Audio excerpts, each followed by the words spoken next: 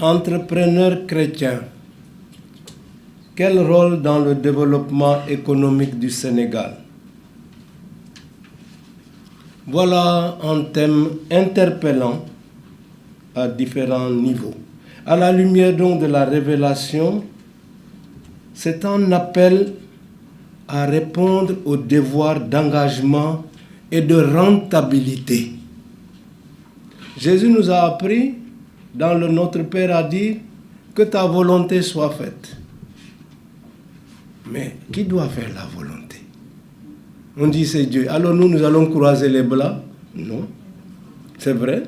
Jésus lui-même, à Gethsémani, au plus fort de son agonie, dit, Père, si cette coupe ne peut passer sans que je la boive, que ta volonté soit faite.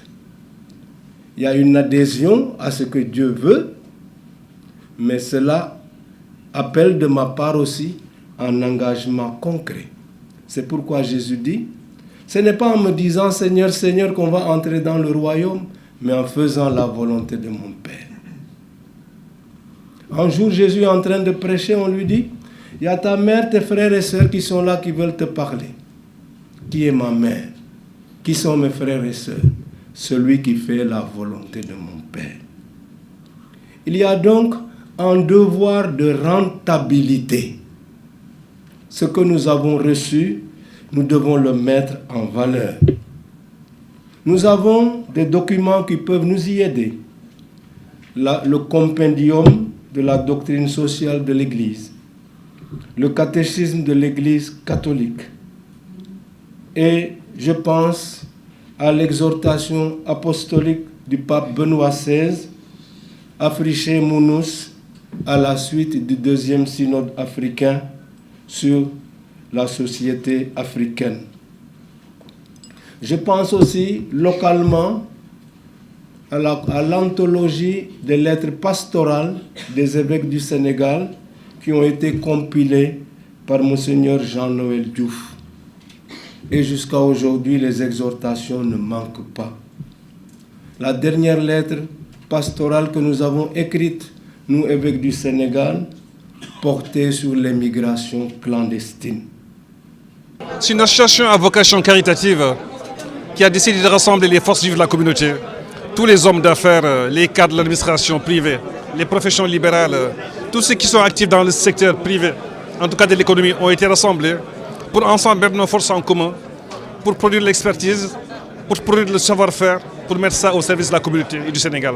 Et l'idée pour nous, en fait, c'est de rassembler tout ça, de faire des forces de proposition au gouvernement, d'apporter des solutions sur la question de l'emploi, d'intervenir au niveau des jeunes sur l'emploi, l'employabilité, de proposer également des solutions par rapport à la question de la pauvreté et des ressources qui manquent. Le thème, c'est sur l'entrepreneuriat chrétien comme facteur de développement. Aujourd'hui, nous agissons sur les leviers, tels que le contenu local qui a été pris en charge par l'État du Sénégal en termes de loi. Nous voulons donner les perspectives, expliquer qu'il y a des possibilités, que les gens soient au courant de ce qu'il y a comme possibilités à utiliser pour que le Sénégal puisse aller de l'avant.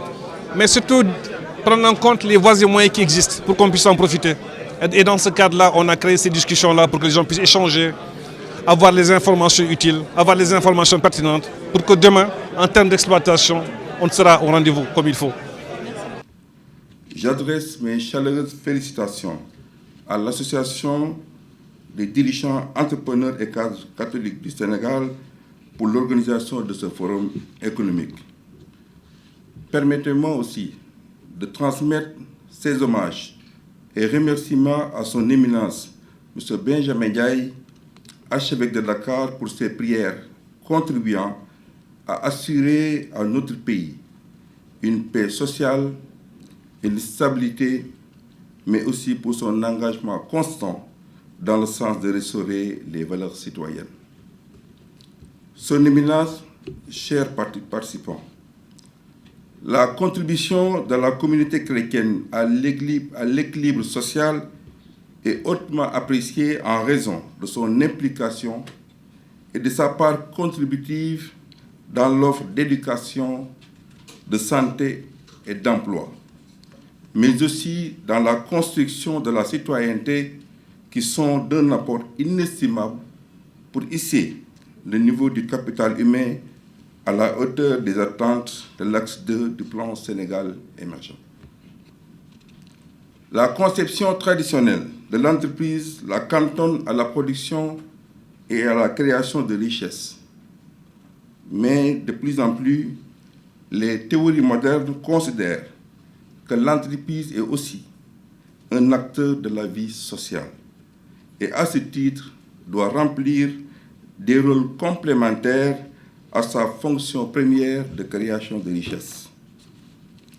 Les entreprises jouent un rôle clé dans le développement économique et la richesse d'un pays.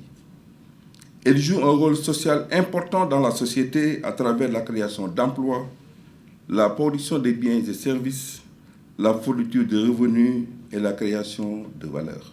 Ce qui est recherché dans ce cadre légal, c'est de permettre aux nationaux de participer pleinement dans les opérations qui sont déroulées, mais également de tirer profit au maximum des retombées de ces opérations.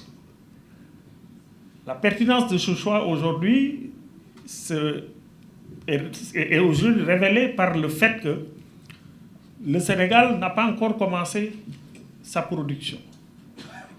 Nous attendons le premier baril et le premier mètre cube de gaz vers la fin de cette année, début de l'année prochaine. Mais à ce jour, nous avons déjà des résultats importants qu'on peut souligner, des retombées réelles de ces opérations dans notre économie. Je peux dire qu'aujourd'hui, en termes de revenus, l'État n'a pas encore partagé, parce qu'il n'y a pas encore de revenus à partager, mais les entrepreneurs sénégalais tirent, en tout cas depuis 2021, où nous mesurons, nous évaluons un peu les retombées de ces opérations dans notre économie, c'est en moyenne 200 milliards de contrats signés par des entreprises locales dans le cadre de ces opérations. Donc c'est dire que ce cadre légal donne des opportunités aux entrepreneurs ici présents. Si on regarde simplement c'est le travail qui a été fait dans l'identification des activités qui entrent dans le cadre des opérations pétrolières et gazières, sur plus de 99% de ces activités, la loi exige qu'il y ait une participation obligatoire d'une entreprise locale.